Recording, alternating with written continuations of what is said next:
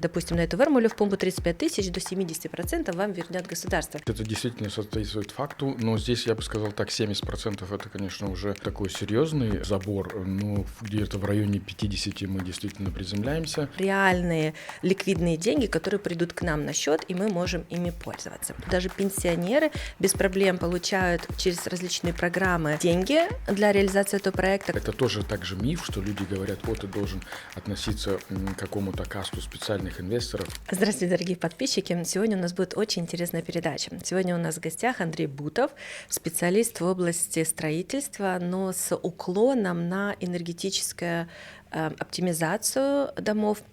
Расскажи сам. Модернизацию, дигитализацию, автоматизацию и все, что непосредственно связано с техникой. То есть сегодня меня пригласила Оксана сюда немножко поделиться с вами технологическими ноу-хау, которые мы имеем. Ну и, соответственно, конечно, ответить на вопросы, которые блондиночка сегодня нам будет задавать, скажем так. Спасибо. Да. Сегодня у нас такое разделение. Я буду в роли, да, как в том анекдоте, говорит, кто моей жене закачал ананасовый воздух в колеса, да? Наподобие, да. Наподобие. Сегодня у нас очень много запросов на женщин в связи с тем, что действительно многие не понимают, а что является мифом, что является реальностью. И сегодня мы постараемся в начале нашей передачи развить или подтвердить самые основные мифы, что можно сегодня сделать, сколько это стоит, сколько можно получить, а можно только одно сделать или можно по отдельности, только частично. Да? Давай начнем с самых главных мифов по стоимости. Мы очень много говорили, что есть много различных дотационных программ, которые позволяют при интеграции вärmelюфтпумпы, мы сегодня немножко в узкую тему пойдем, вärmelюфтпумпу или Solaranlage, получать даже от 30 до 70% дотационных денег назад. Да? Каждая компания делает по-своему рекламу и говорит, ребята, вы сейчас купите или перестанете платить большие затраты за газ, да, у некоторых до 600 евро доходит в обычном Einfamilienhaus, и все, что вы потратите, допустим, на эту вärmelюфтпумпу 35 тысяч, до 70% вам вернет государство. Давай начнем с этого. Это не миф, то есть это действительно соответствует факту, но здесь я бы сказал так, 70% это, конечно, уже такой серьезный забор, но где-то в районе 50 мы действительно приземляемся. 70 можно получить, но там уже должны быть большие параметры соблюдены, и мы заходим уже здесь немножко в системную административную вещь, которая называется темперирование, автоматизация температуры, управление температурными режимами именно непосредственно внутри дома, там, где дотации еще добавляются, о которых люди практически даже вообще и не слышали, и знать не знают, что когда человек строит умный дом, то есть который оснащен по технологии системы умного дома, и у него автоматизируется отопление, то там еще добавленный маленький слот еще есть, но все-таки дотации добавляются. Если пересчитать это, то вот и по процентов 10-15 еще сверху к 50 доходит. Это действительно так. Окей. Если не повторять весь сложный текст со всеми сложными названиями, которые ты озвучил, если мы меняем вärmelюфтпумпу, начнем с первого этапа, то мы имеем реальную возможность получить между 30 и 50% возврат назад, и этот возврат будет не в виде тильгунцушус. Что такое тильгунцушус? Это когда человек взял кредит, и за него кредит гасится, то есть он денежки реально в руках не держит. В этом случае, это тоже второй миф, в этом случае возврат реален, скажем так, между 30 и 50%, это то, что в практике чаще всего происходит, и это действительно приходит просто на конто после того, как будут загружены правильные документы в правильном портале. В правильном портале это ты имеешь в виду Бафа? Да, но мы сегодня у нас тематика такая, ответы для блондинок. Это смешно, но с другой стороны, очень часто для людей много информации, а в нашем сегодняшнем мире очень много информации, очень много. Если мы у GPT спросим, он нам выдаст на 3 листа каждому пункту информации. Но, допустим, если простыми словами сказать и подвести, да, если я сегодня меняю вärmelюфтпумпу с помощью такого специалиста, да, который мне поможет в правильном амти, то есть, допустим, бафа, правильные документы в правильной поочередности закачать для того, чтобы я получила как можно больше возврата по потраченным На деньгам. затраченные Да, деньги. Это называется Nachzuwendungsbescheid, который вы получаете от бафа. И если вы правильно все делаете, то вы получаете реальные ликвидные деньги, то есть перевод бафа вам возмещает ваши расходы. Это никакие не Tilgungszuschuss, это не какие-то дотационные кредитные ставки или еще что-то. То есть это реальные кэш, как говорится в нашем сейчас мире, который вы получаете на счет после пройдя всего контрольного аппарата, который бафа довольно-таки просто устроен, но и, соответственно, требует правильности подхода, скажем так, это не миф. Да, то есть это то, что действительно работает. Да. То есть первый миф, который мы развеяли, что можно получить назад реальные деньги в размере от 30 до 50% затраченных на реализацию проекта, допустим, связанного с заменой вärmelюфтпумпы. Второй миф — то, что это будет не Tilgungszuschuss, а реальные ликвидные деньги, которые придут к нам на счет, и мы можем ими пользоваться. Тогда сразу будем идти по ступенькам. Третий миф, что получить финансирование на такую процедуру очень сложно, да, потому что многие люди являются уже пенсионерами или являются предпринимателями и... Капиталистами.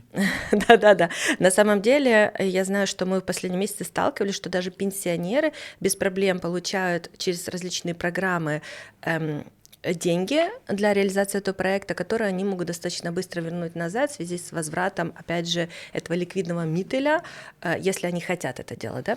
Ну, здесь очень все просто. Тут надо просто понимать, какая стратегия у государства. То есть БЕГ, да, вот этот вот у европейскую ИБН, который связан с тем, что у нас очень много домов в Германии, которые энергетически уже устарели. И поэтому это привязывается не к какому-то persönliche Voraussetzung, то есть это личностному какому-то формату общения или самого человека, который приобретает этот объект, а это подводится именно к объекту. Поэтому что бафа, что КФВ, вот эти вот все программы, которые связаны именно с энергетическим зонированием, они не привязываются к человеку. Мы сейчас останемся для обычных людей, абсолютно обычных, которые купили дом сегодня, вчера или планируют покупать, или уже 10 лет владеют, или 20, хотят оптимировать свои расходы в будущем на отопление горячей воды, потому что они неимоверно высокие стали, особенно у кого Öltank, да, в этом году это неимоверно выросло, то в этом случае мы говорим просто, к примеру, только за вärmelюфтпумпу. Сейчас мы потихонечку перейдем и будем добавлять еще другие продукты и говорить о них совместимости. То в этом случае можно профинансировать эту вärmelюфтпумпу, даже если человек немного зарабатывает, если он selbstständig или даже если он пенсионер. Потому что у нас в нашем сейчас портфолио были такие случаи. Поэтому, если идти дальше поэтапно, следующий миф, что я должен очень много зарабатывать, чтобы иметь возможность взять себе приватный кредит. Если мы сравним это, что я хочу купить себе машину, не вärmelюфтпумпу, а машину за 35 тысяч. Ну, вärmelюфтпумпу будет проще профинансировать. Правильно. Вот я и хочу этот миф расторгнуть, потому что мы сейчас опять пошли в очень большую глубину, мы сейчас к этому подойдем, да? Что человек, который решил оптимировать свои затраты на отопление, может получить, не в зависимости от своего личного дохода, насколько он большой или маленький, или это пенсия, деньги для этапа, пока он вернет какие-то дотации от государства, да, чтобы их вернуть, доступный, скажем так, кредит, не в зависимости от его экономической ситуации или от его дохода. Ну смотри, то есть здесь можно логически подойти к этому с другой перспективы. Что выгоднее банку? Профинансировать тебе машину, которая через 3 года станет старенькая, или профинансировать тебе анляга, допустим, это уже даже теплонасос, которого средняя продолжительность жизни, техническая продолжительность жизни порядка 15-20 лет, и с повышением сейчас, потому что технологии очень сильно развиваются, плюс у тебя это инвестиция в недвижимость, которая повышает стоимость недвижимости. Да? И здесь человек, инвестируя вот в эти моменты, он не проигрывает ни в каком направлении. То есть человек, во-первых, реинвестирует свои затратную часть не просто там за так называемое дизтопливо, которым он подогревает и делает себе водичку теплой, или же это, допустим, просто газовые какие-то котлы, которые сегодня тоже очень сильно распространены на немецком рынке, потому что раньше это было не тема для разговора. Поэтому, конечно, банку это тоже интереснее, и банки это субсидируют не тем, что они дают вам больше денег или дешевле деньги, а просто у них критерии выдачи кредитов самих, они намного проще. Поэтому это тоже также миф, что люди говорят, ты должен относиться к какому-то касту специальных инвесторов или еще что-то. Нет, абсолютно нет. Если мы сейчас...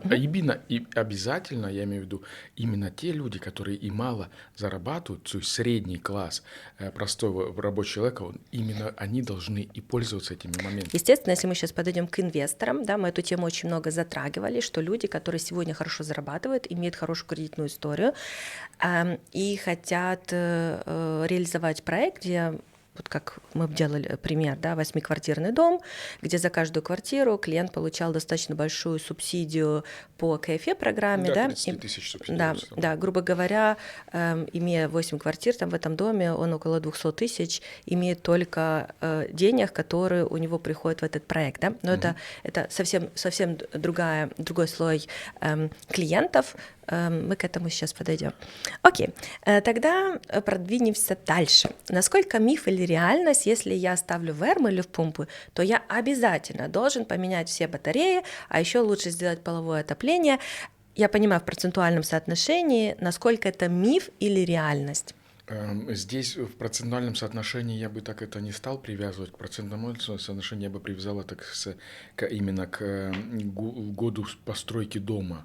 То есть, да, тепловые насосы работают в идеале на низких температурах, то есть 36 градусов половое отопление. Конечно, для него, для теплонасоса, это более комфортная ситуация с технического формата. Но здесь, опять-таки, же ни для кого не секрет, потому что есть и теплонасос, который сегодня в нормальном, довольно-таки хорошем режиме до 75 градусов форлов температур поддерживаешь, то есть это температура подачи, и этим самым но это опять-таки же я бы не стал советовать людям самим решать, в какой технологии им лучше остаться.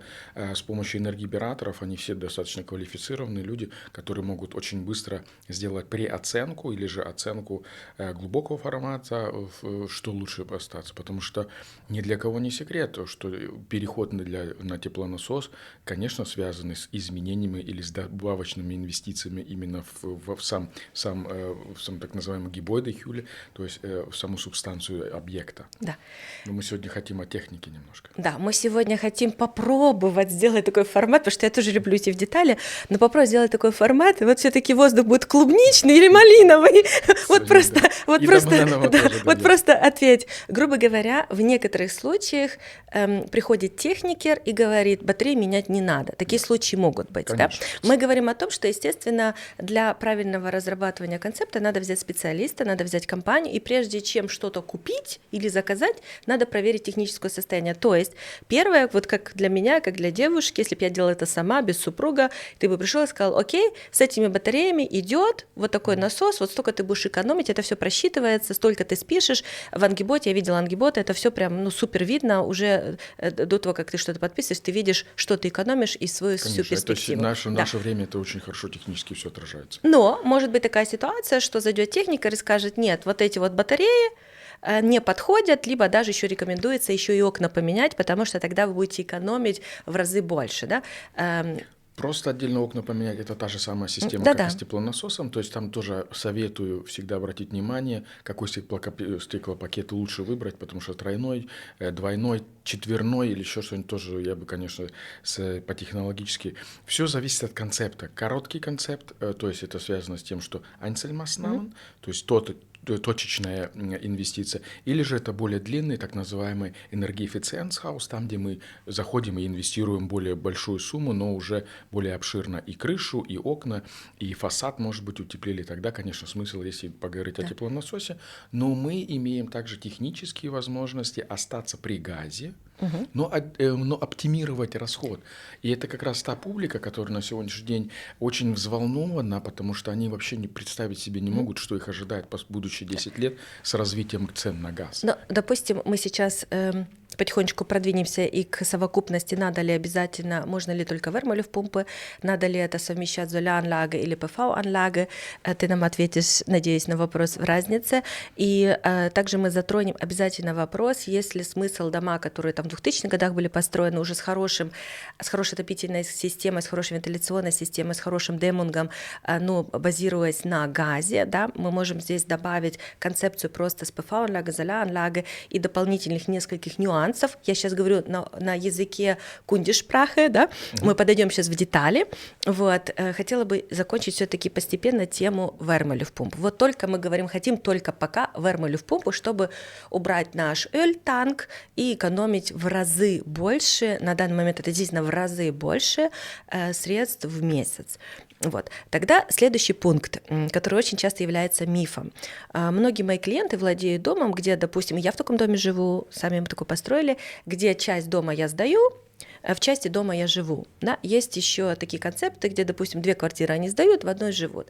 То есть миф заключается в том, что многие из-за такого большого количества информации все попутали и говорят, я получу дотации, возврат от своей вермолюфтпумпы, либо процентуально, ну что имеется в виду, если я 30% для себя пользуюсь, 70 сдаю процентуально, то это является на самом деле мифом, неправильно. Почему? Потому что достаточно, чтобы человек... Достаточно, чтобы человек просто инвестировал в эту технологию, потому что если исходная позиция того, что у него стоит еще старый самый котел на дистопливе или не на отоплительном масле, то там всегда дорога практически одна. То есть или человек на позиции посередине останавливается и говорит, я все равно инвестирую в газ, но в этом случае я бы уже посоветовал всегда ориентироваться на новые технологии, это теплонасос. Мы сейчас пошли в техническую... И теплонасос будет независимо от количества Wohneinheiten и не будет зависеть от того, какая процентуальная ставка у него в собственном пользовании и сколько он сдает. Он все дотации получит. То есть здесь не ограничивается. Смотри, да, я хотела немножко зайти, это ты с технической части зашел, я хотела зайти с юридической части. У многих именно миф заключается в том, что они должны владеть этим объектом, будет там 1, 2 или 3 квартиры, или просто Einfamilienhaus, что они должны владеть и сами там жить. У них почему-то был миф, и это очень распространенный миф, и даже в GPT очень часто неправильно люди получают ответ, потому что они неправильно ставят вопрос. На самом деле для того, чтобы получить дотации, связанные, допустим, мы сейчас останемся на вермолюфтпумпе, да, заменой вермолюфтпумпы, как пример, человеку не имеет значения, купил он это для себя и живет он там сам, или купил он это, и он является хозяином, и сдает он весь объект или частично, он получит все равно полную дотацию. Конечно. Вот этот я хотела вопрос, потому что... Само собой разумеется, то есть, ну тут опять-таки же немножко в технику, да, вот я технически немножко заточенный, тут надо смотреть ВЕГ-Gründung, да, то есть если этот человек просто Zinszaus, который не поделенный на ВЕГ, и у него одна центральная отопительная система, то тогда, конечно, он и получит, то есть независимо, 10 там единиц или же 3, сам он живет там или же не живет, дотации, потому что они основаны на энергосбережении в объекте. Это целенаправленно. Мы сейчас говорим только пока за вермолюфтпумпу, мы перейдем, другие программы, вот как большие, мы их обсуждали, да, что там про Einheit получаешь. Это мы сейчас говорим просто за, мы хотим саму опять маленькими кусочками, пожалуйста, маленькими пройдем. Грубо говоря, если человек меняет отопительную систему, допустим, с Öl или с старых котлов газовых на вермолюфтпумпы, то не в зависимости от того, в будущем или сейчас дает он этот объект или пользуется сам, он эти дотации по возврату затрат на замену отопительной системы получит. Да.